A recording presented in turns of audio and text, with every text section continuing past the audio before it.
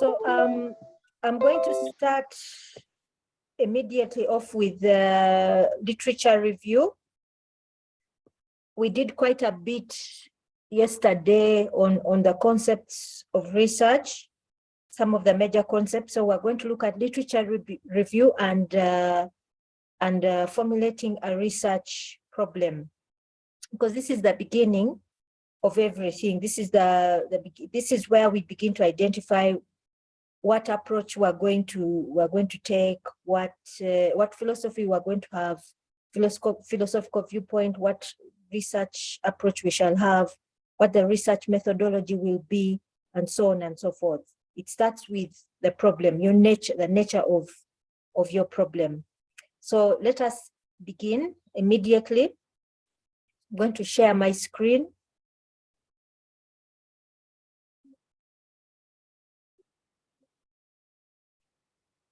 I believe you also have these slides. They should be on Moodle. So can you all see the slides? Yes, Doctor. Yes, we can. Okay, so let us begin. Let's start with literature review. Now, some of the most important things that we need to understand about literature review. When we talk about it, I know most of you think about chapter 2 from your experience of undergraduate. But when we talk about literature review, we are essentially saying all the literature that will be used that will guide your research, right from chapter 1 all the way to the end. Yeah. You must have a skill, you must develop skills of how to search for appropriate literature, where to search for appropriate literature. I would begin now by immediately asking you to start looking for IS and ICT journals, yeah, where you find literature specifically portraying research that is going on in the fields of IS and ICT. I will definitely guide you on some which I've discovered, but please go ahead and search for more. Use the online e-resources for UMU to search for more. Use the librarians. Librarians have a network, so they are able to even get you articles that UMU may not necessarily have access to. So please use the library network as extensively as possible. Remember what we discussed yesterday. Everything begins with literature review. Even if you've observed something within your context, please use literature. Please go to literature, published articles. So we want to begin to have a general guideline on how you can review your literature. Why? Why specifically would we be concerned? We have talked about that this is where we begin to identify our research area from, okay? Now, first of all, the minute we identify a research problem, like Ogola pointed out yesterday, Ogola pointed out that let's say if he's working for Bank of Uganda and he has noticed that there's a certain policy that is being pushed down to the commercial banks, but it's not, it knows it doesn't work. One of the first things we try to do is to broaden this research area. We try to broaden it. What do we mean by that? Maybe I'll start with an example that Eddie gave in our very first discussion, which talked about e-learning, and he said that specifically Moodle, what he has heard about Moodle, it's a place where you simply dump PDF files, and really that is not enough to facilitate the learning process for a student. And then he said, what about if we add podcasts to these? So he thought that he could improve. So he thought let him improve the e-learning platform by adding podcasts. Now, one of the things I would advise is before we start thinking about correcting those IT solutions, can we first broaden that area? We're talking about Moodle. What is Moodle? Moodle is an e-learning platform, specifically an e-learning platform in the open source movement. So maybe the first thing I would say is, can we try to broaden that area? Broaden it to something bigger. We talk about e-learning, maybe e-learning, and specifically on using multimedia technologies, e-learning and multimedia technologies. If we broaden it to that, and then we say, let us begin searching on literature in that area, e-learning and multimedia technologies. And then you go to journals which may be specifically focused on IS, or even you find journals which are focused specifically on e-learning. I know that there are annual conferences on e-learning. So you go ahead and search, and then find out what current research is going on in that specific problem area. And when you find those articles, you find out what has been done so far, what has not been done. You can also then contextualize your research and then say, I'm looking at research that has been done in a developing country like Uganda, e-learning in Uganda, what research so far has been done. And that way you begin to actually point out, to narrow down your research area, that it's not just something you have observed as an individual, but you observe it now in the context of the research community. Yeah. So here, the example you see, we are also talking, when we talk about also broadening, one of the things we try to avoid is to make it too global. Yeah. To make your research too global. And many times when you're reading a student's chapter, immediately you read the chapter 1, you realize some of these things. Why? Let's say a student wants to research on ICT and healthcare, but not just that. Maybe the person wants to look at, let us say,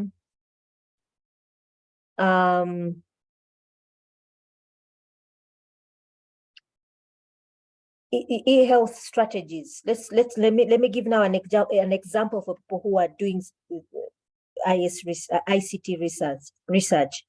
So let us imagine somebody wants to look at e-health strategies, but specifically for a private in the private healthcare sector, or even in public healthcare sector. And they want to look at alignment of the e-health strategies together with the organizational strategies. But the person begins by talking about what is ICT, defining ICT, how ICT is an enabling factor, and so on and so forth. You realize automatically this person is getting too global. Yeah. Immediately focus on your problem. Focus on your problem. If it is about alignment of public e-health strategy to organizational strategy, immediately begin talking about that. You start researching on information, on literature concerning that specific area. Don't take your reader elsewhere. Whatever you're searching, remember there's a reader. And don't just focus on your supervisor, especially for masters. Understand that there's an external reader. Yeah, there's an external reader who marks. It's not actually your supervisor who marks, it's the external reader. So immediately capture your reader's attention. So start your literature on what your problem is. Don't go to the extra, to the outside. Don't go excessively outside. So here you see an example. Somebody begins discussing the history of education, yet they want to look at instructional strategy. Yeah. So you want to look at instructional strategy, but you go too global. So in your literature review, first of all, look at the problem you have observed in your area and start on that. Yeah. start on that. Then the next most important point is the importance of your topic. You want to bring out the significance of your topic. Yeah. So first is we identify our research problem. Start with the identification of the research problem. Like I said, you could have observed it immediately in the area you're working. It could be something you're passionate about. It's okay, but immediately try to broaden it, get it out of just your viewpoint, but broaden it. Like we said, like Eddie was talking about podcasts with Moodle. Move out of Moodle, realize Moodle is an e-learning system, specifically in open source. Try to rephrase it. Try to rephrase it. You can even begin by writing down on a piece of paper. Rephrase it to make it more academic, and then begin to search for that on online journals. Use Google Scholar, online journals. Google Scholar is extremely helpful. It really points to other journals. But you can also go ahead, go to Google, look for IS and ICT journals, and Google will provide you these journals. Go ahead and begin to search for those. Then begin to formulate your research problem, formulate the discussion, the general discussion of your topic. Now, this is one of the areas we avoid plagiarism. And we shall talk about plagiarism a little bit later. What is plagiarism? Is when we copy and paste what somebody else has done verbatim. That means word for word, and we don't acknowledge. And why do we do that? Most of the time we do that because we have failed to formulate in our minds, in our hearts and minds, exactly what it is we want to discuss. You can first of all even sit down with a piece of paper and say, what do I want to discuss? Why is this topic important? Like Goretti says, there are things that she said yesterday, she said there are things that you're passionate about. You begin to think about that thing that you're passionate about within you, from your heart. Most of the time we think research is about the mind. No, it's actually about the very essence of you. Begin to write down on a piece of paper, why is this thing important? You begin to write it down. Then you look for literature that supports your thinking, your logic.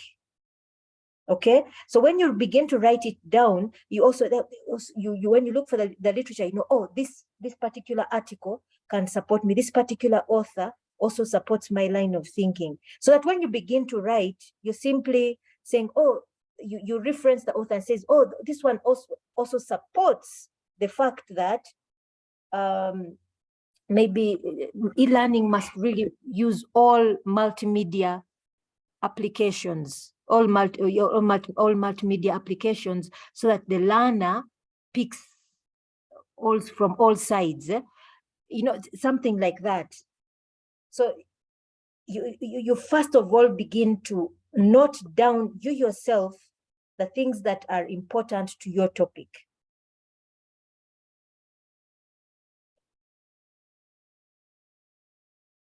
Do not attempt to cover everything written on your topic. Yeah. This is one of the importance, the significant things about first even noting down. First start with a piece of paper, handwritten, writing down what you need, what you believe will drive your point home. Then go ahead and do what we call a chapter structure. Yeah. Do a chapter structure. I first want to stop sharing a bit and just give a guidance. Let me use a whiteboard here. Can you all see the whiteboard? Yes, Doctor. Okay. It is blue. Oh, yes, we can. Okay, so when we say chapter structure, what do we mean? Let us say I want to do my chapter 1. And in my chapter 1, I want to start with an introduction. Give me a topic that you may want to discuss. Let's pick a random topic. This time, let's hear somebody from IS, because of, ICT. We've had a lot from from IS, and we've never given an example from ICT.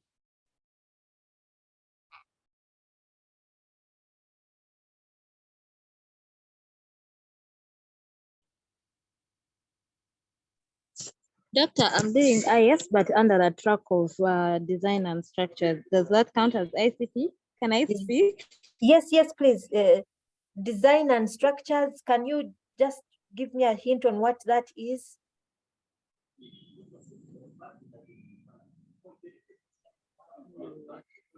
Sorry? What is, I'm not very familiar with design and structures. Design and structures. Would we say design of systems? Hello? Actually, I think I'll ask Brian, because for me, he told me, because I wanted ICT, then he told me I can still do IS and specialize in policy and structure, because that was mainly my interest. Policy and structure. Yes. Okay. I'm not very familiar, but let's try and think about, if we talk about design and structure, if we're talking about design, system design, okay, let's talk about system design, because there's a module I actually teach for ICT, I think both ICT and IS, which is ICT design, design implementation. It's design, I forget the title, sorry, but it's about design of systems. Now, if we're talking about that general topic, before designing any system, and when we say design, we don't necessarily mean that you're actually going to build the system yourself. There are systems that we can, an organization can identify that they need, and they go ahead and do a requirements analysis to find out what is actually needed, and they can go ahead and outsource the system or the service itself. So take an example of Umu uses Zvarsity. So let's imagine that Umu did a requirements analysis before they got it. You find out what are your requirements in terms of registry, in terms of results entry, and so on and so forth. And ICT goes ahead and does that, and then formulates a document and then says that this is the system we want, and then make a decision. Are we going to outsource? Are we going to build it ourselves? Or are we going to buy off the shelf? So that whole process, of course, requires somebody, for the organization to do that, they must have a strategy, that's one, and an ICT strategy. Then two, they must have a policy. So the policy states basically the rules, the do's and don'ts. And for you to have that policy and that strategy and policy, you must carry out an alignment, organizational alignment. What is the organizational strategy, overall strategy, and then align your ICT strategy, which then leads to all the other things. So let us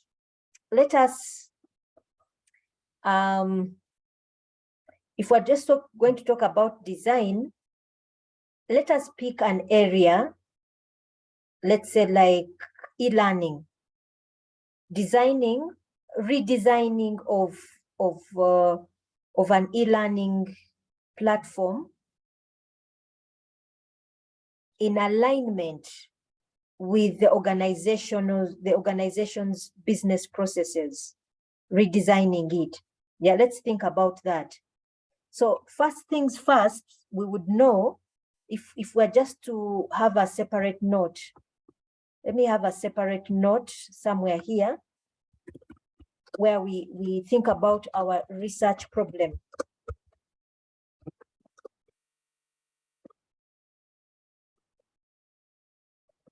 Yeah, so if it is about e-learning and realigning it, redesigning it,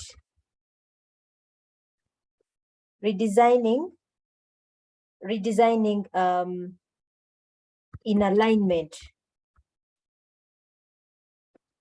with business processes. So first things first, I would ask, if we're doing a literature review, why would it be important to do this?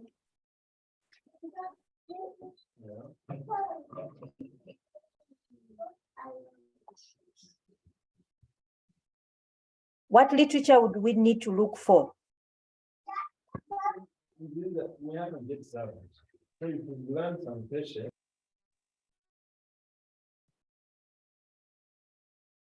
Why would, yes, Dennis, why would it be important?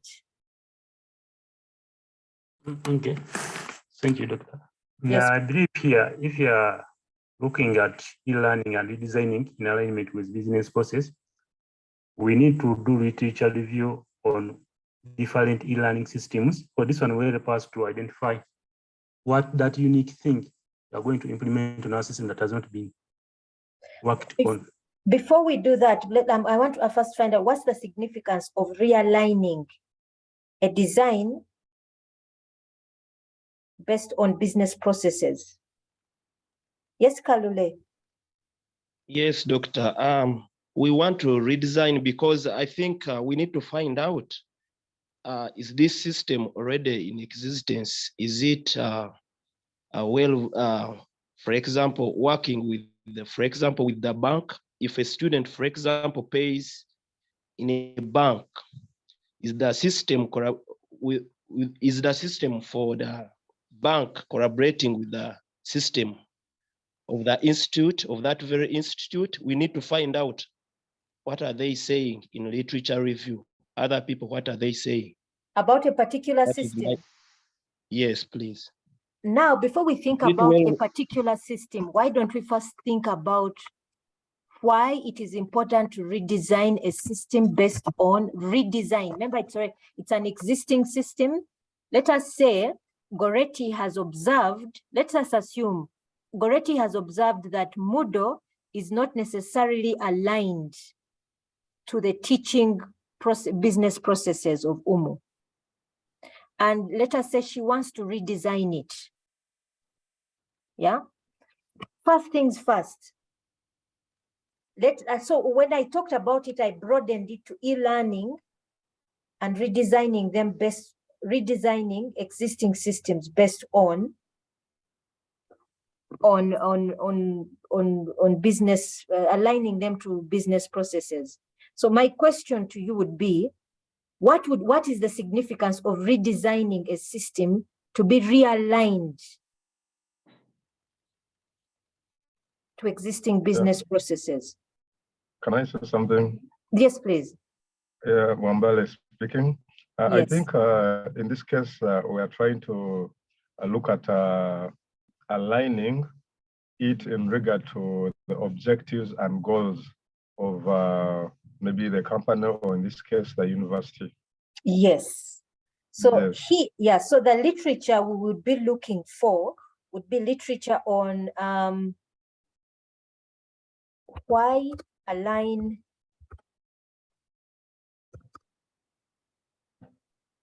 systems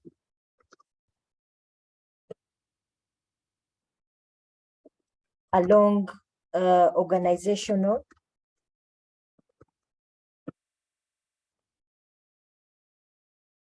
business processes.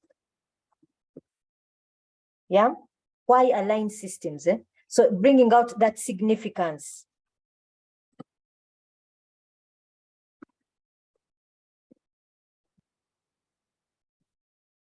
Significance and importance. Yeah, why align systems along organizational business processes? Why do it? Doctor, if I may say something. Yes, please. What about if we look at literature on the effects of redesigning a system? Because yes, Goretti, the effects. Hello, Doctor. Yes, Sorry. please. My commented itself. I was looking at what about if we look at literature on the side effects of redesigning a system and look at other people's experiences. So we are looking at literature in terms of looking at other people's experiences on how they have what they have found, the effects, the effects, both the good and the bad of redesigning a system to guide us on the way forward, so that we have a measure of what we shall be facing in the process of redesigning the system to match the business processes. What would be the significance of finding out the effects? Do you want to counteract them? What is the significance of doing that? Yeah, but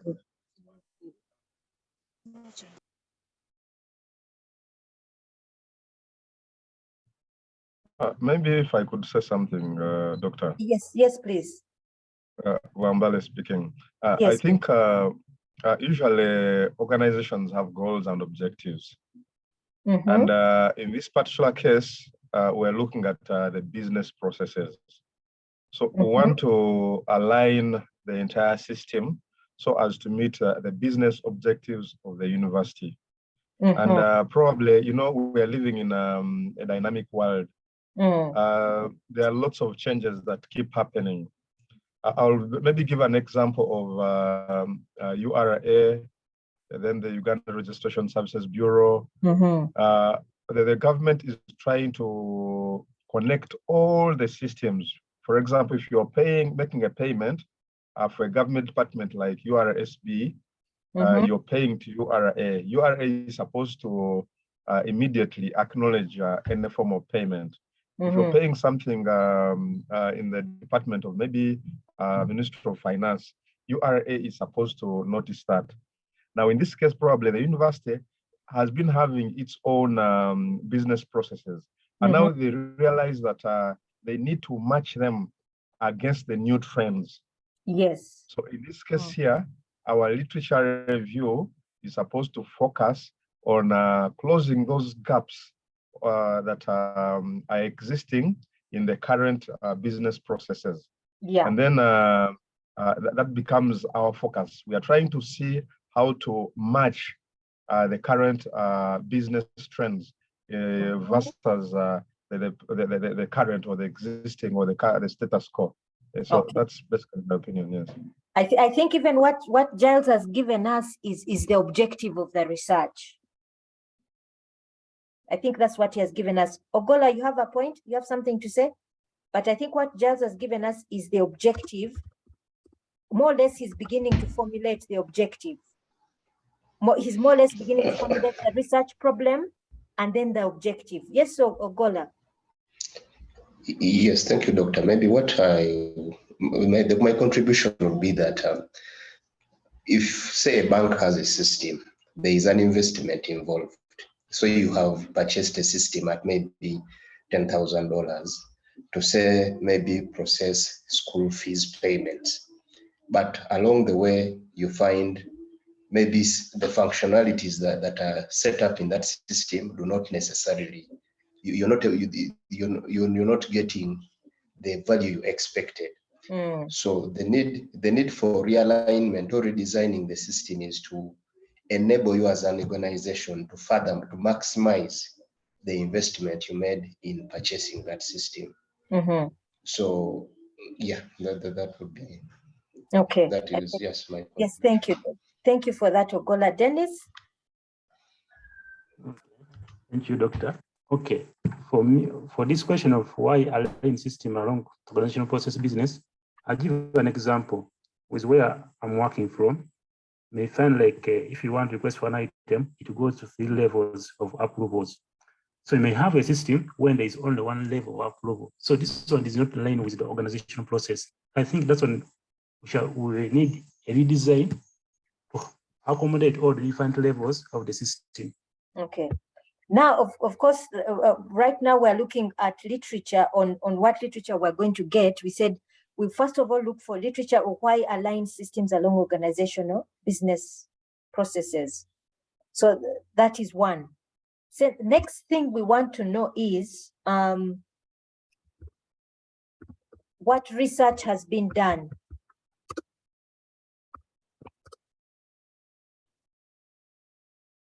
What research has been done, and specifically because we want to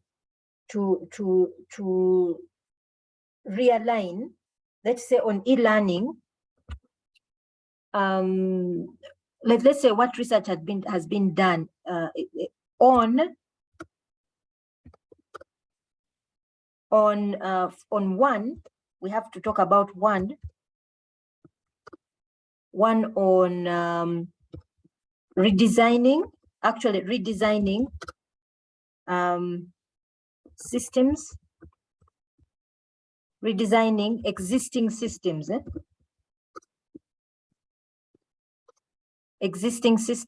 and let me move this further, and redesigning existing systems based on organizational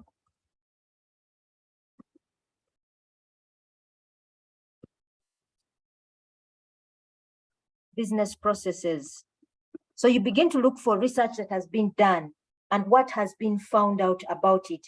Number one, was there any report of improved efficiency, or was there a negative impact, or whatever it was? Then you also look at specifically, also maybe under this, you look at specifically open source redesigning, which should be easier. Let me move this up. Open source redesigning of systems. Yeah. And you look for all research that has been done under that area. Now, I think, like I'd said, Giles had actually given us the objective. And for us, even in our situation, we would actually even go ahead and say that we also put it in terms of context. Yeah, we put in terms of context that this research that we are talking about, this research that you have looked at.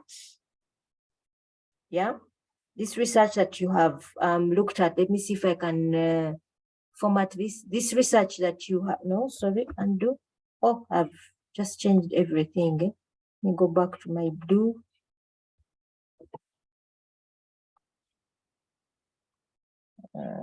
Sorry.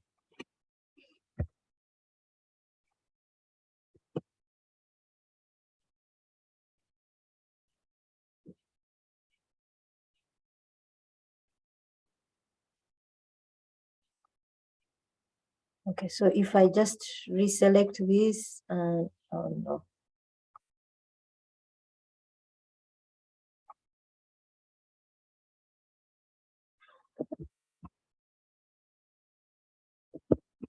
Sorry. But this, let us imagine that this research that we are talking about here, the redesigning, if we look at it and try to recontextualize it, look at context, where was it done? And then in our objective, we now emphasize our research problem becomes that this has not been done in Uganda, in a developing context like Uganda. Yeah, you look at all the published articles to see in which context were they done. Were they done in Europe? Were they done in Asia? Where were they done? Then you look at the specific context of Uganda itself. Yeah, the specific context of Uganda. You also research in that area, and then there as you're discussing it, as you're looking for that literature in terms of context, you narrow down to, now, has this been done in the context of Uganda? Yeah. First of all, on the why align systems along organizations, you bring out the significance and importance. Then on on what research has been done on redesigning existing systems based on organizational business processes. You're finding out what has been done and what has not been done. When you put it in terms of context, you're seeing where has it been done, in which countries has it been done, what countries are those, are they developed countries, and so on and so forth. And when you're now putting it in context, you're giving justification for why you want to do it, Goretti, let's say in Umu. Yeah, in Umu, which is, it's a university in a developing country, which country is just beginning to embrace e-learning.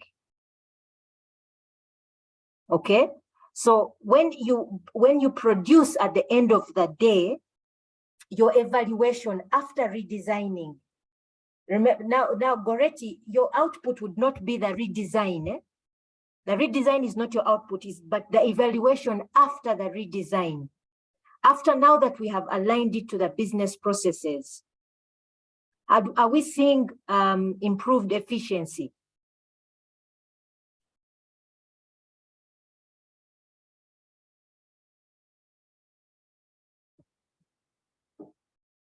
Goretti, I don't know if I'm getting to you and to others.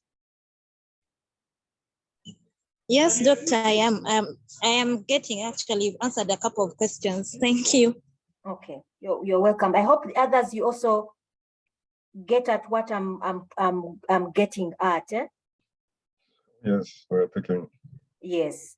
Now, I would really emphasize, because I actually, Goretti, what you're saying, it looks like the department is really trying to bring in the goodness of ICT into the IS program, which is really good. One of the things I would really encourage all of you is those who are doing IS, don't really focus so much on the programming and so on and so forth. You are already examined on this at undergraduate level. Really now begin to see that you're now, as an IS professional, you're now beginning to see that your systems are now being aligned to organizational structures and objectives. Yes, Ogola.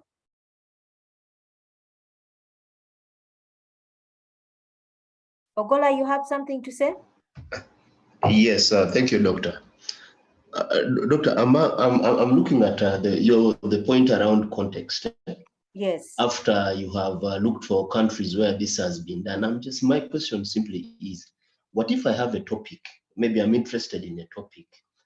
I'll give an example. And around 2020, like 2 years ago, Bank of Uganda moved to begin kind of regulating the fintechs, these financial service providers.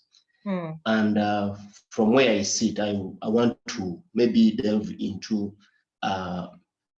analyzing how effective this has been.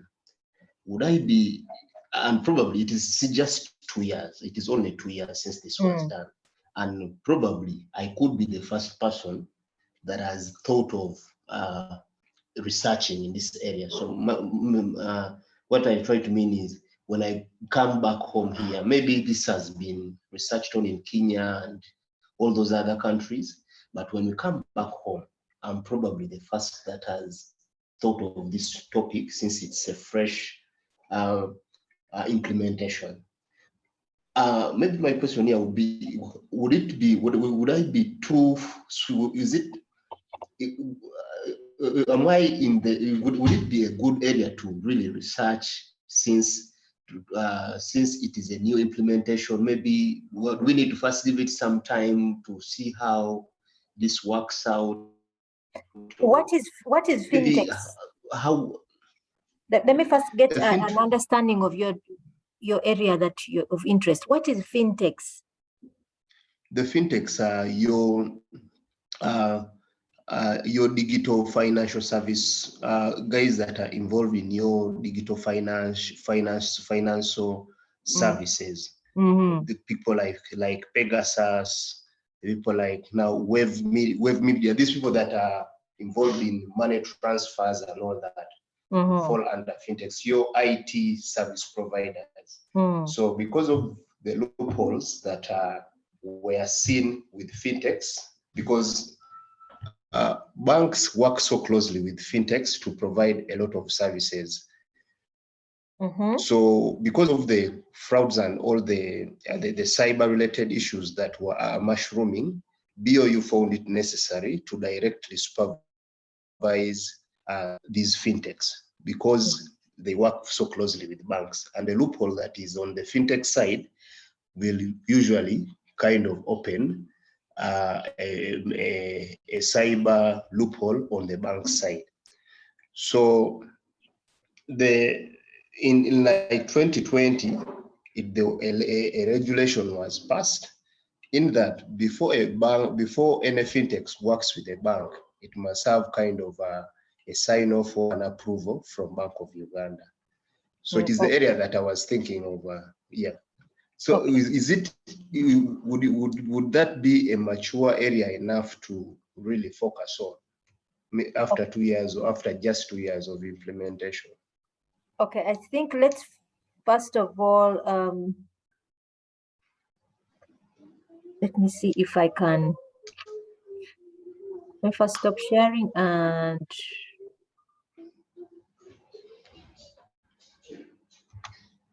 I want to see how to clear all of this.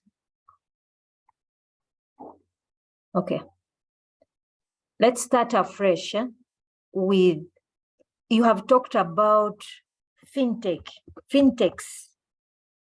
So fintechs, is that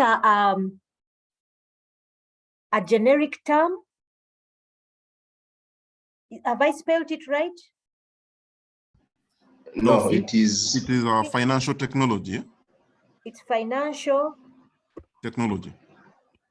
Financial technology. Okay, Yes. sorry. Financial technology. Okay, sorry. So financial technology in relation to, you want to talk about it in relation to a central bank? Yes. You want to talk about in relation to a central bank or in relation to what? In relation to what? In relation to the central bank, their regulation by the central bank.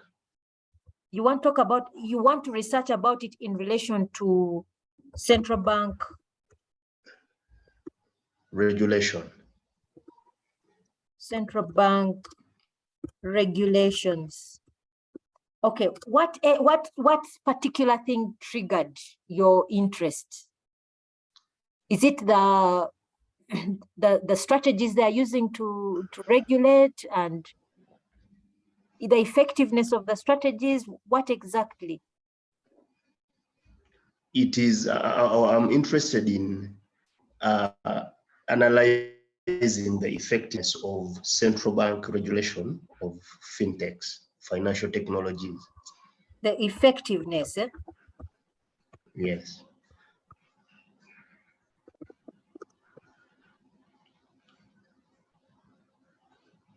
Basically coming from a point of this was implemented, yes, but how effective is it?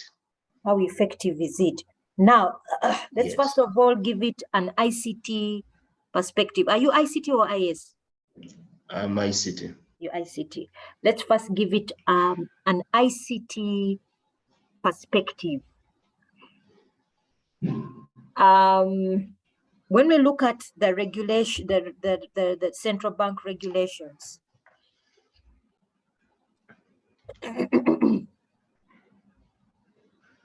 are they okay? It's governance, yes, but what is the ICT?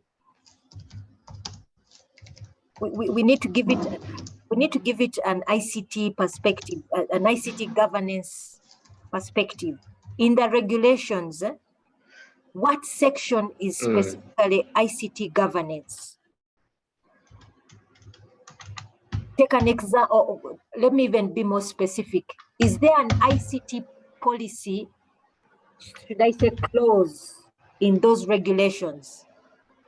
Because we don't want to look at, we wouldn't want your research to be central bank, to give it a central bank perspective, but rather, just like we have a national ICT policy, and this national ICT policy governs all of us.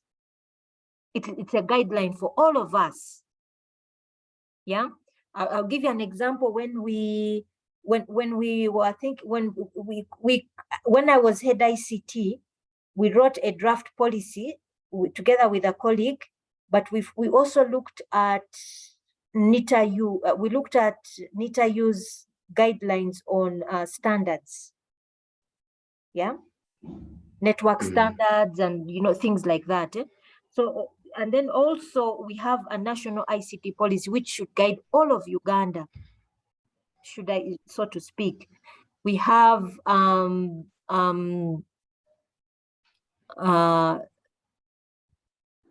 legal acts, for example, the law on privacy and the laws on what we call protected and private data. What should be considered as protected and private? That dictated the draft that we wrote. So now, my question to you is, in these central bank regulations, is there an ICT perspective? Because we wouldn't want, like I'm saying, we don't want to make this, like this should be a research done by an economist. Maybe to bring it to perspective, Doctor. Or maybe we need to understand what fintech is and how Mr. Ogola brings it up in this kind of scenario. Yes. Basically, fintechs are platforms that aid transfer of money, and they are basically based on ICT systems. They are basically computer programs or computer systems that are used to transfer money. So these are basically formulated by people that transfer money. So now BOU comes in because they are supposed to regulate anything associated with money. So initially, the fintechs were being operated clandestinely. People are transferring money within the country or even outside the country. So now BOE realizes that now these financial systems that are built based on ICT systems or computer systems need to be regulated, and that's how BOU comes in. So in this case, we are trying to look at the effectiveness. If we are to look at your topic, the effectiveness of the central bank regulations. So central bank comes in to regulate anything that is associated with finance.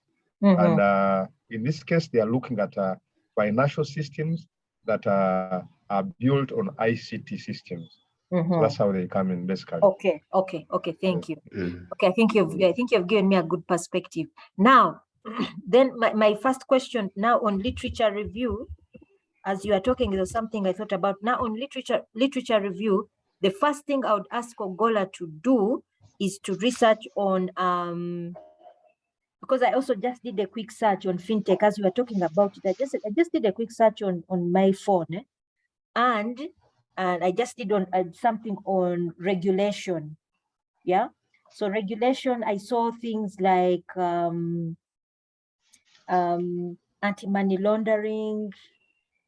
I saw something on cryptocurrencies, and so here I'm seeing in UK there are currently no prohibitions or restrictions that are specific to fintech businesses and so on and so forth. So the first thing I would ask you to do is what research?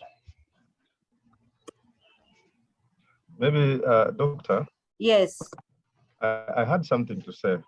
Yes. If I went back to Mr. Ogola's question, he was trying to, he was looking at the previous topic that you brought forward, before the e-learning thing. And then his concern, because you indicated that while realigning, in this case here, in our literature review, we should look at the existing systems. And then he was indicating that how about if it is something very new, like in this case, regulation of fintechs in Uganda, is very where new. would he benchmark in relation to Uganda? Now, if that's what Ogola meant. yeah, And now what, in this case, I was trying to maybe bring out something. In this case here, we may not necessarily look at fintechs. We could look at what fintechs do. Fintechs basically help in the transfer of funds from one individual to another, from one financial system to another. And in this case, I would maybe say that Ogola would look at other existing platforms for transfer of money, like Western Union. There's this other one, MoneyGram. We can bring our perspective to such kind of systems, and we try to build our literature review, having the background of those other platforms that are used for transferring money. So in this case, I'm saying that we'll look at what exactly fintechs do, and we'll look at other existing platforms that do the same as fintechs. now for me, I don't know if for me, I would guide on a different format. I would guide on from a different perspective. When we say it's that this thing is quite fresh and new in Uganda, what we're talking about is the implementation. The implementation of regulation of fintechs in Uganda is new. But Yes. is the research on regulation of fintechs new in the world? Research. Yes, doctor, that is what I acknowledged at the beginning, that maybe this research could have been done in other countries. No, what I'm saying is, when we come back home here, because in your bit of contextualizing, you said after you've benchmarked with the researches in other jurisdictions, you then have to come back home and relate it to what has been done back home here. Yes. And I'm saying, what if there is nothing that already exists? Okay, so now the research type of research essentially you want to do is to provide a profile of when we think about the research that we looked at, that you want to provide a profile of the current situation in Uganda. Is that what I'm thinking? Okay, for me, really, from the onset, it was as plain as simply getting interested in asking myself, yes, this regulation was implemented in 2020. Yes. So I'm coming in 2022 from a layman's, really not following any scientific, Yes. I'm simply asking myself, after 2 years, how has this been effective? Have the objectives of BOU regulating fintechs been achieved? Plainly, that is what it is. That is what it is. Now,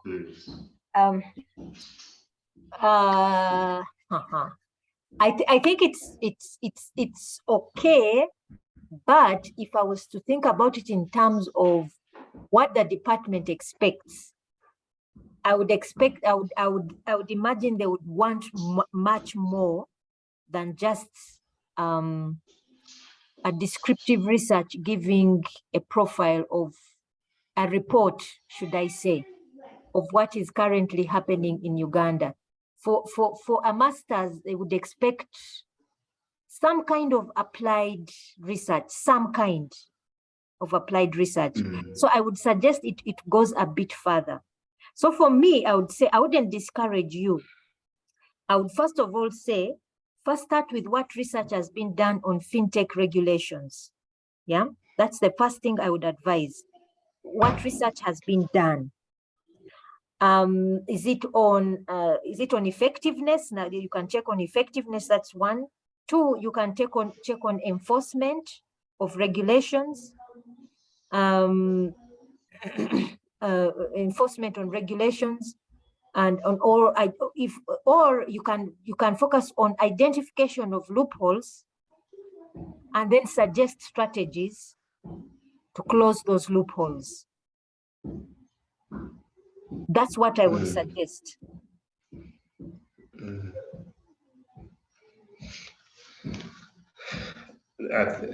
Thank you, Doctor. I mean, Welcome. it was just, thank you for the guidance. Yeah, you're welcome. Eddie, you have a question?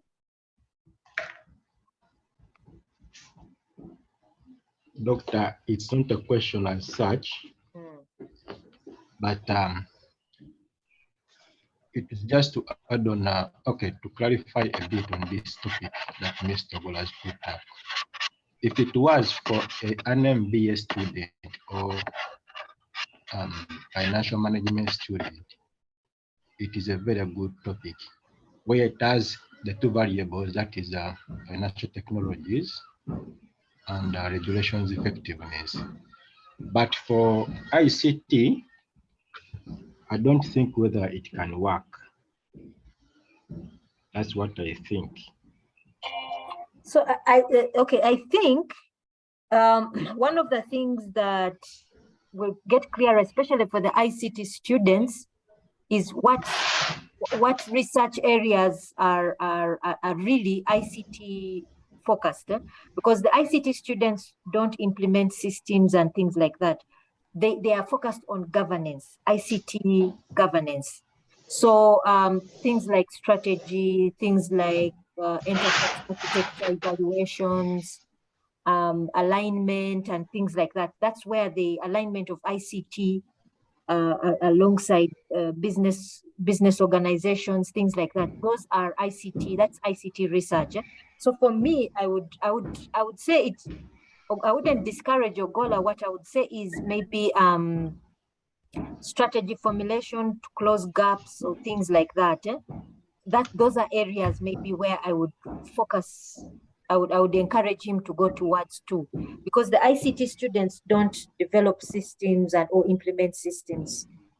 They may, but they are like in the case of Goretti, think about it in terms of aligning it to business processes. Yeah, things like that. There's one student who I'm supervising who is looking at enforcing national ICT policies and using a framework. And for him, what he's doing is validating a framework that is developed for Kenya, and he's trying to implement it here in Uganda to see if it can, the same variables can be found. Then you write 199, 100. 100. No, 100. Sorry, Eddie, could you, 10. let me mute you.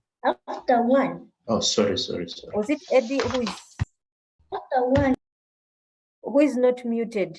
So yeah. Eddie, was it you? Okay. So Ogola, for me, I would say I wouldn't discourage you, but what I would say is bringing it more and more into ICT governance. Thank you, Doctor. So Yeah. it is simply trying to broaden it, not to just really be just direct on impact only. Yes, That yes. is not, I appreciate. Okay, thank you. So so far, Eddie, you have another question? Yes. Now, Doctor, my question is, I've heard since morning, since we started this lecture, you were emphasizing the point of broadening this topic. Yes. But when I was studying my undergraduate, and I did information science. Mm-hmm. We are trained on how to narrow down our topics, especially narrow down our topics, especially when we're doing research. You have something broad and then you narrow it down to something specific. So when isn't it a contradiction? Because you see, even where I work in an institution that is purely, mostly deals with students of doing research at postgraduate level and graduate level. But I normally see different supervisors emphasizing the point of narrowing down students' topics. Yes. From something big to something small, specific, that they deal with small, something manageable. Okay. Now, Eddie, if we go back to our slides, Let's go back to our slides. And let me just share with you one more time. Now, if we remember our discussion, we said identify a broad research problem. Then we said, but don't be too global. Okay? So don't be too global.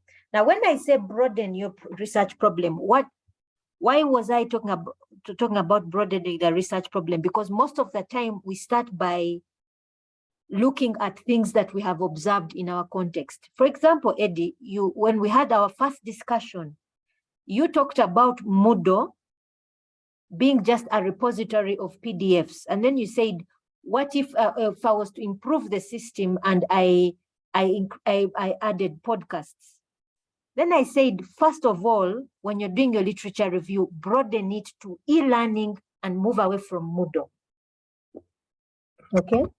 Broaden the subject from e-learning, from Moodle to e-learning systems and using multimedia applications. So that when you start your literature review, you're looking at, you're not going to search for literature on Moodle. You're going to start looking for literature on e-learning and multimedia applications to improve the learning process. So you realize our topic is still narrow. We have kept it to e-learning. Let me go back to the whiteboard. Let me go back to the whiteboard and I first clear.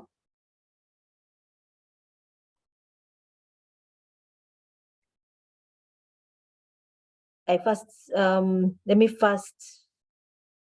me use a pen. Let me see if the pen works. My mouse is not very, let me use the text. It will be a bit clearer. You started with Moodle and Moodle as a repository for PDF files. Yeah. And you said,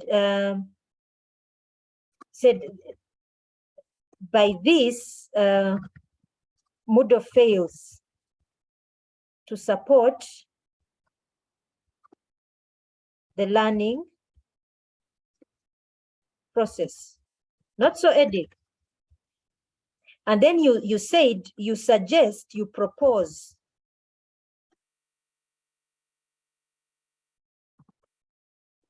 using podcasts. So in other words, you want to add this as a functionality. Yeah. Now I said, if we're talking about broadening the research, broaden our research problem.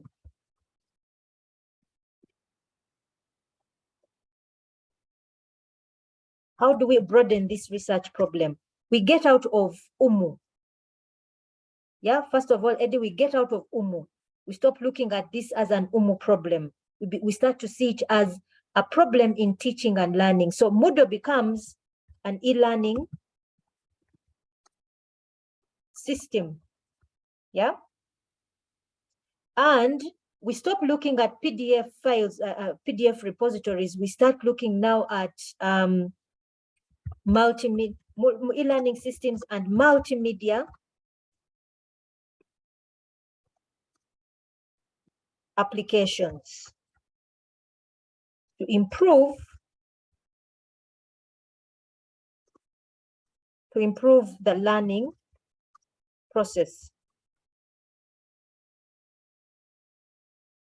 Okay, Eddie. So here we have broadened our research problem from Moodle to e-learning systems and multimedia applications to improve the learning process. So when you start to search for literature, you start on this premise. You start on this premise, not on Moodle. You don't go looking for Moodle. You look for e-learning systems and multimedia applications. That is what I mean by broadening the research problem. But again, I warn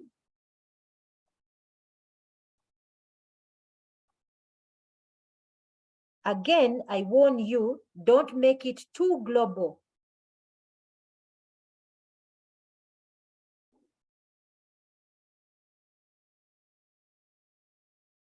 I hope I've explained that point. Yes. Okay, so let's move on. I think there are many questions in the chat room. I haven't looked at, I think Alice was emphasizing. Also Eddie was, yeah, I think these were from the discussions we had earlier. So Vincent, you have a question? Yes, doctor. Yes, please. Back to the whiteboard. Wouldn't you need to again go on broadening and not again being too broad? Wouldn't you again add context to that area?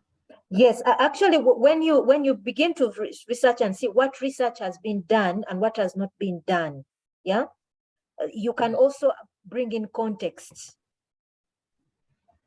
Okay. Yeah, you can also bring in context.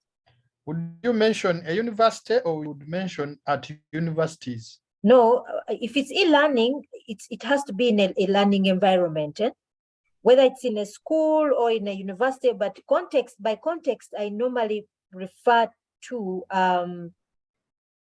you can think of context in terms of was this research done in a developing country? The research that has been published has it been done in a developing country or in a developed country?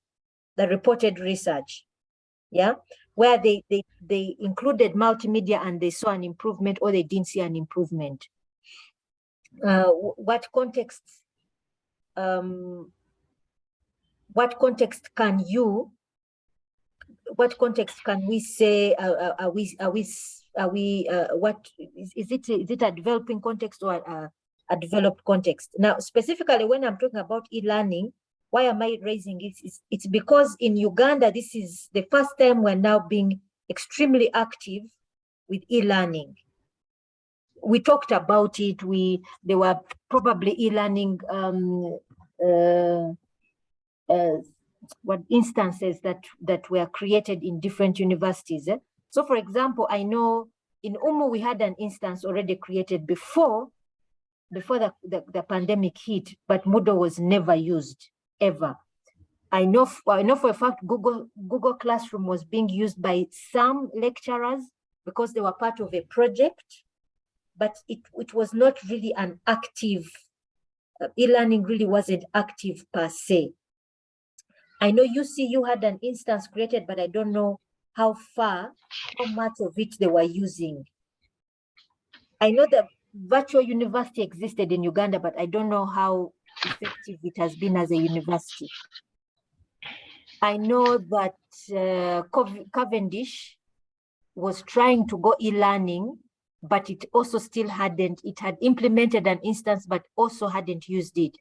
But now when the pandemic hit, this is when people began to really use these instances heavily. So in terms of now being very, very agile, how can I put it? Being creative with our e-learning platforms, this is a new thing. So in terms of context, if somebody doing research here, I would say, would take this as an opportunity to say, in a developing context of Uganda, this would be the first time we would try to implement something and then evaluate to see if it improves, and if it doesn't, what are the other underlying dynamics, considering that it's a developing context, that are new, that can come out. For me, that's where I would, that's the question, that's where for me, the angle I would go at, not just necessarily saying, oh, secondary school or university. Thank you, Doctor. You're welcome. Okay, so let me go back to our slides.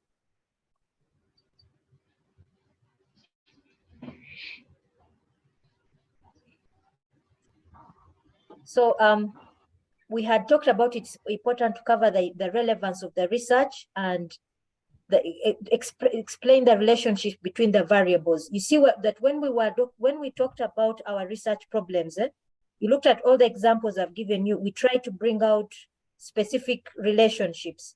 For example, with Goretti's chosen area, we were looking at e-learning and business processes. With Eddie's issue, we're looking at e-learning and multimedia applications and improving business processes, improving the teaching learning, the learning process. For Ogola, we didn't go far. We didn't go really far, but I think we tried to really, for him, in his situation, we're trying to make it more ICT related. But as we're collecting our literature review, we need to have understood the relationship between variables. So like for Goretti's case, we're looking at e-learning, alignment to business processes, and improving efficiency. For Eddie's example, we looked at e-learning, multimedia applications, and improving the learning process. Yeah, so you see, those are the variables that we are looking at. So that's what we are looking for. That's the literature review that we are looking for. Yeah. Then structuring your literature review and write from this plan. And this is where I will, sorry, my mouse is a little bit erratic. If I was to go back to the whiteboard, let me first clear all drawings. I had talked about a chapter structure. So if, let us say, I was looking at chapter 1, I know my chapter 1 has an introduction.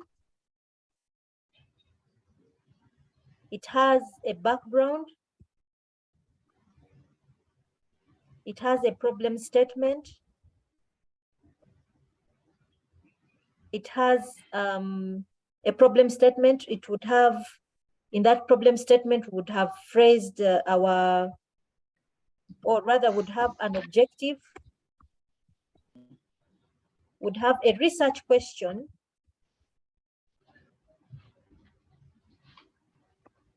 and then would have an objective,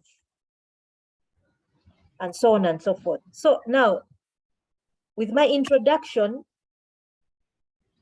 I would first, if I'm the writer, I would first say, I want to first of all introduce my broad research area.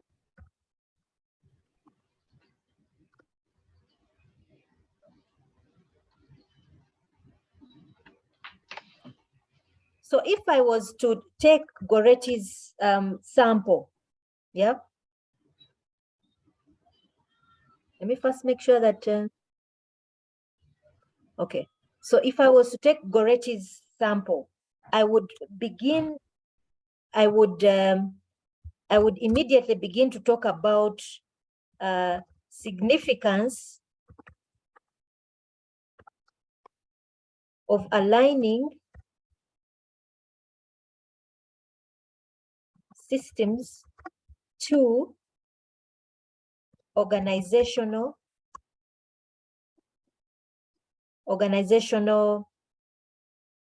goals and business processes.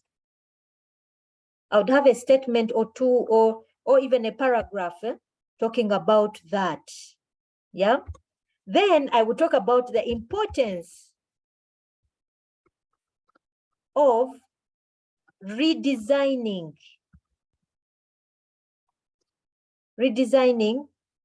organizational systems to business processes. Now, whoever is reading your work immediately knows this person, what he or she is researching, immediately knows. It would be quite different from somebody who immediately starts talking about all the significance of ICTs to organizations and blah, blah, blah, and so on and so forth. You're going too broad. You're making your research too global. So now, in my literature review, I would know I would have to have looked for literature so that immediately I begin to reference people who have talked about this. Immediately I begin to reference in these two paragraphs, 2 or 3 paragraphs. I'm referencing, I would be discussing the significance according to me, but I also reference people who have discussed this significance in their articles. Yeah. Then in my background, I begin to talk about alignment of systems to business processes. And here I would look for all literature. That is, I would look for relevant literature on this. I would look for literature on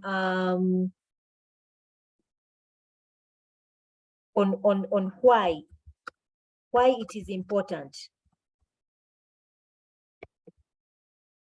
I would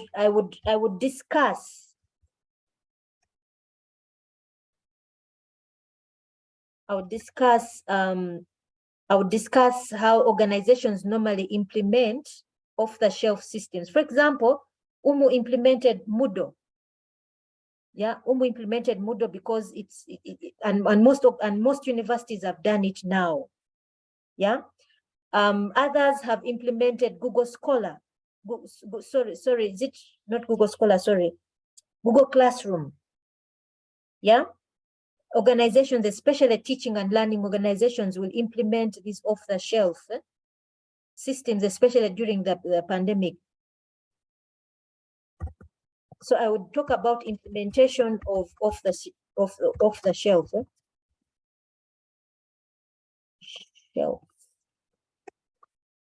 systems. Yeah, especially open source systems. Let me raise this. So immediately, if I know I'm going to discuss this, I begin to look for literature that supports my discussion. What am I doing here? What I'm doing here is I'm writing a chapter structure. Yeah, I'm writing a chapter structure, and I know the literature that I'm going to look for to support my work. So as I'm writing it, I'm looking for literature. Then I begin to write my structure. I begin to give it a body, but immediately I have my thoughts as Sheba, as the author.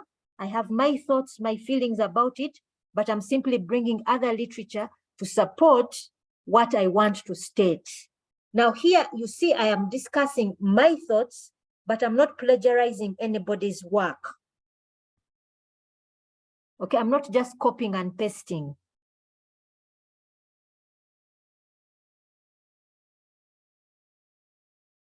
So this is what we say, what we mean that we are creating a plan, a structure and plan as we do our literature review. I hope I am making a point here. I hope I'm making it clear, or am I confusing you even further?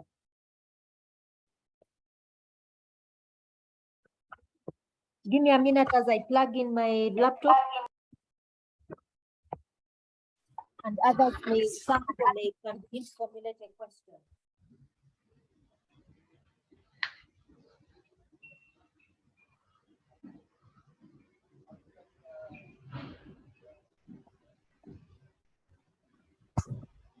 Hello, do we have a question?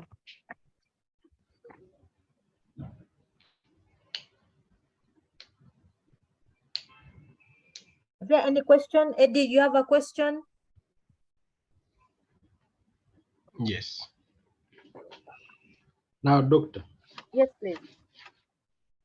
I appreciate that you're telling us what is right, and I'm sure what you're telling us is the right thing. But in most cases, with the little experience I have from the supervisors, and something that worries me, in most cases, these people, the supervisors, they normally guide research based on their personal knowledge, what they know.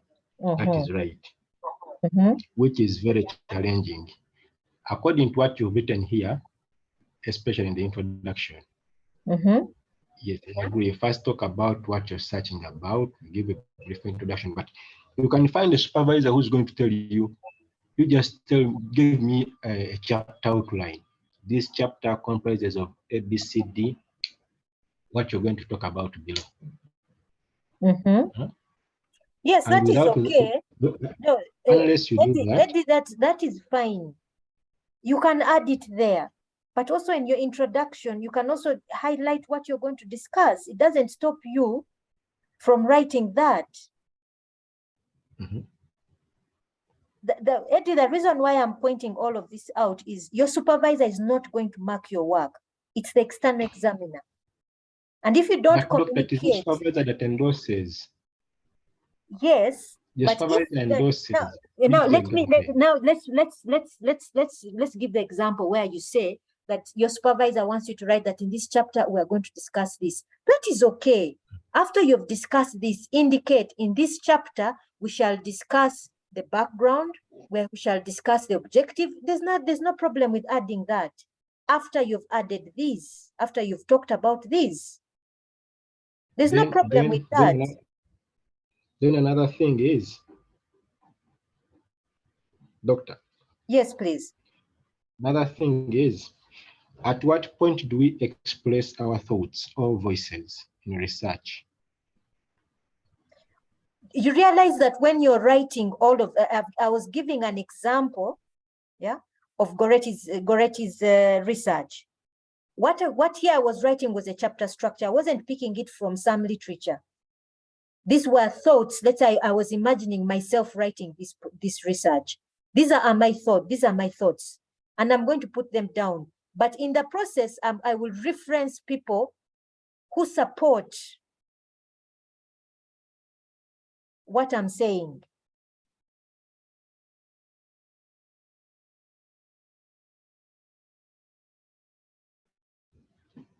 Okay. Yeah. Yeah. Could you also expound on what we need to include in each of the different chapters? Okay. Yeah. Maggie, if we do that, we shall not finish here. But let me see what I can do. Let me see what I can do. Now, let us continue. Let's first see that. Let me see first the other questions that might have been raised before. Rogers is saying, highlight more on discussing implementation. Roger, what do you mean here?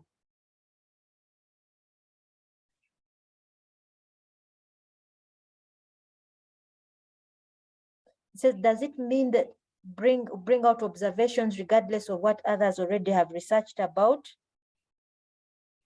No, for me, if it were me, Rogers, I would be discussing the fact that many organizations implement off-the-shelf applications, especially open source systems. And I would give an example of Moodle and other systems in teaching and learning. For me, that's what I would do. And then I go ahead and reference other people who have discussed organizations that implement off-the-shelf systems, but then afterwards have the need to redesign them. Yeah, to redesign them. And then I talk about what research has been done. I'll talk about what research has been done on redesigning.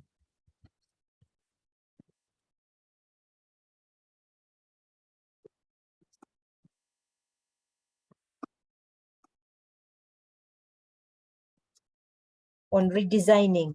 And here I would highlight it. I would highlight some of this research. Just give a brief summary of each research and what has been done. So give me a minute, please.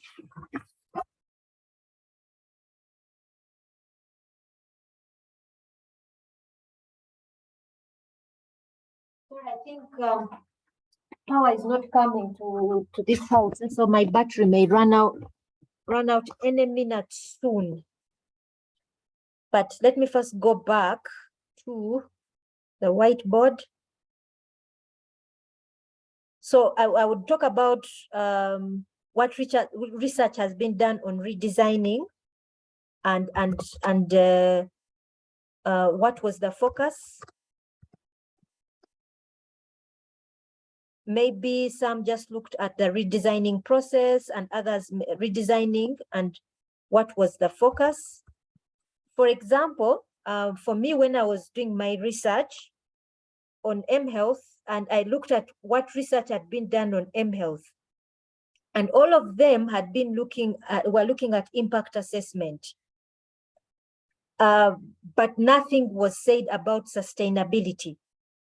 So for me, I said, let me focus on, let my research on mHealth be on sustainability. So that was the newness of my research. And yet, and in actual sense, there was a call to look at sustainability. So you also look at what research has been done and what was the focus. And then some might have done on research and redesigning of business processes, but the context may be different.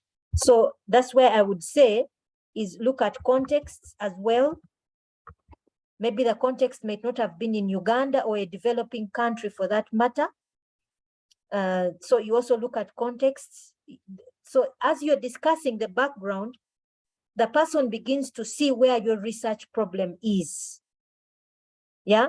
So your research problem now, let's say for Goretti, if she looked at that, would be on, it could be on focus 1, it could be on that. We haven't looked at the literature.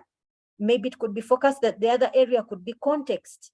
And so her research problem now becomes focusing on context, that we now have these instances in Uganda, but we haven't redesigned them. So we want to redesign and see if it does bring about improvement. Yeah, if it does bring about improvement. And so her research may ultimately bring out certain dynamics in the Ugandan context, in the developing context, that you do have a redesign, but there are other underlying issues, or you do have a redesign and it actually does bring about improvement. She does an impact assessment afterwards. Yeah. And Eddie says, could you clarify on the structure of the background to study, including aspects of perspective, history? Okay. Eddie is very, very structured in his thinking. Whatever he's found elsewhere, now, Eddie, there are people who may want to bring about history, theoretical, conceptual, contextual, and all of that. Now, Eddie, writing a thesis is not cast in stone. Okay, it's not cast in stone. Everything depends on the type of research that we're doing, or the approach of the research we are doing. Is our research, is it quantitative, is it qualitative, and so on and so forth. So it's not a must that you should have a historical, theoretical, and conceptual background, especially if your research is not going to be quantitative in nature. It's not a must. Yeah. You will find there are certain people will have a conceptual framework and others have a theoretical framework. Conceptual framework is important if your research is quantitative in nature. Okay, if it's quantitative in nature. So these are not cast in stone that you should have this in your background. Okay. Let me first stop sharing there and see how far I can go with my slides, because like I've just realized I have a power problem. because power is not coming into the place where I am right now. So let's continue a little bit more on our general guidelines. Now, organizing your literature. I've already given you a hint on one way you can look for literature. Topical order, yeah? Main topics or issues, especially relationships of issues, the main problem. Chronological order, that means dates. When there's some literature which you can get which may be where the readers will not mind about dates of publication.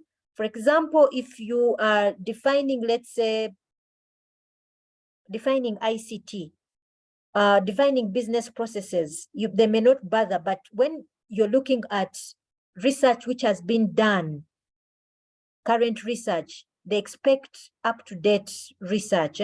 So chronological order is important. The problem cause solution.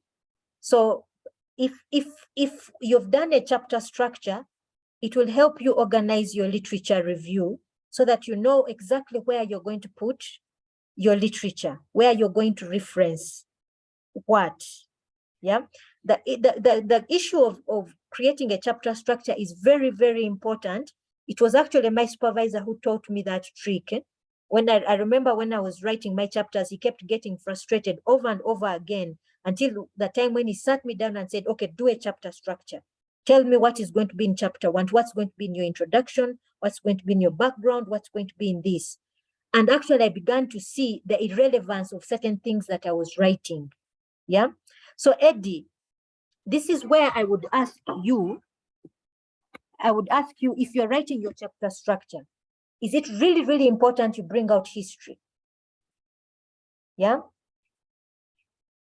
If look at your topic, what you're discussing, is it really important you bring out history? That is the first thing I would ask you. You might have actually already brought out history and it's not relevant now for you to bring it out. So when you write a chapter structure, it really brings out the logic of what you as the author, you want to bring out. Bring it, and once you have a logic, Eddie, your supervisor will not say much. But if your supervisor realizes you're already not sure of what you want to do, then he or she begins to dictate, will start telling you, bring out history and so on and so forth. But if you are already conversant with what you want to bring out, believe me, your supervisor will now be guided by you. Yeah. I remember for me, my supervisor, when he insisted write a chapter structure, I now began to teach my supervisor and his co-supervisor. Why? The things that I was raising, I remember these were professors. They were Dutch professors. And I remember at first I was really, really scared about them. But in the end, I was educating them. Why? There were many things they were not conversant with. For example, development. They were not conversant with development or poverty or things like that, or the context of the rural context. They were not conversant with them, but I was the one who brought them out. I used a framework from the developing context. I used what is referred to as a livelihood framework as one of my theoretical frameworks. They had no idea about them, but on the reasons why I used them, they couldn't argue with them because they knew nothing about development. But for me, being that I came from my first degree was in development studies, I educated them on that, and that was my logic. Yeah, that was my logic and thoughts that were coming from me as a researcher. So Eddie, first and foremost, get out of the structures that are forced on. First, think about you now as Eddie. I'm bringing out a logic. I'm trying to bring out certain research. I'm trying to bring out a certain argument, a certain viewpoint. First, think about that. And then begin to ask yourself, where does history come in?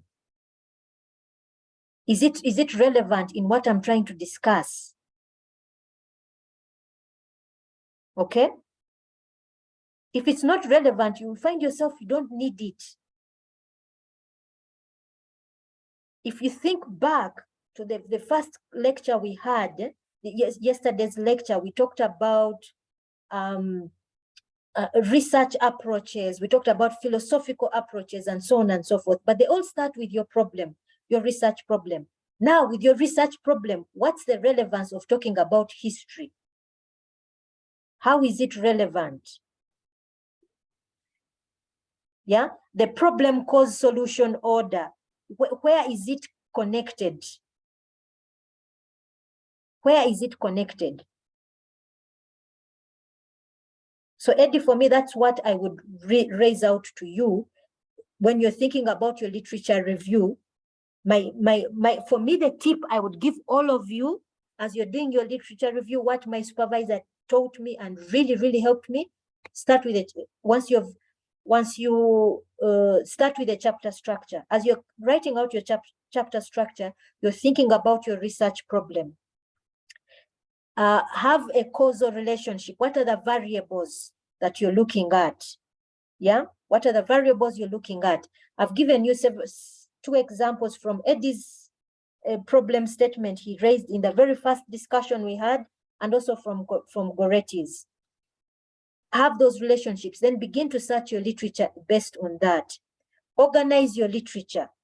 If you're looking at what research has been done, make sure you have the most up-to-date research. Make sure you have the most up-to-date research. The topical order will be guided by your chapter structure, because your chapter structure will tell you what you want to communicate. Okay? Coming from general to specific, again, your chapter structure will guide on that.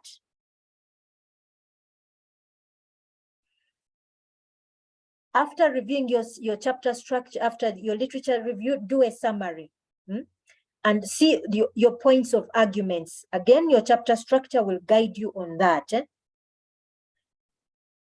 Posing the formal research question or hypothesis.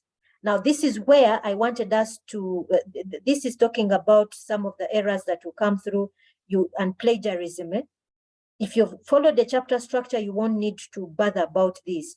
But then after this, I wanted us to talk about research problem. Now, again, I want to raise my issue of battery. May I suggest that we pick this topic up next, if possible, if we can't pick it up next week, can we have a lecture during the week? Is it possible? So that we don't disrupt our program. Yes, Maweje. Thank you, Doctor. How about maybe we give you an hour and we resume at midday to about 1 to finish it up. That would be okay. No. That would be okay with me, but it seems someone is already objecting. It is not okay with me. It is okay. Ideally, we're supposed to go up to 5 according to the timetable. So giving an hour should be okay, guys. Let's be objective. Where is the timetable? You need to revisit it. Where is it? Where can I find one? Okay, let's do this. Let's meet again at midday. For those who can't, there will be a recording.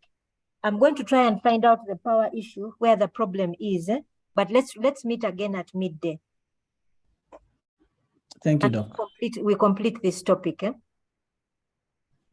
Okay, thank you very much. Let's just, let me just stop sharing and stop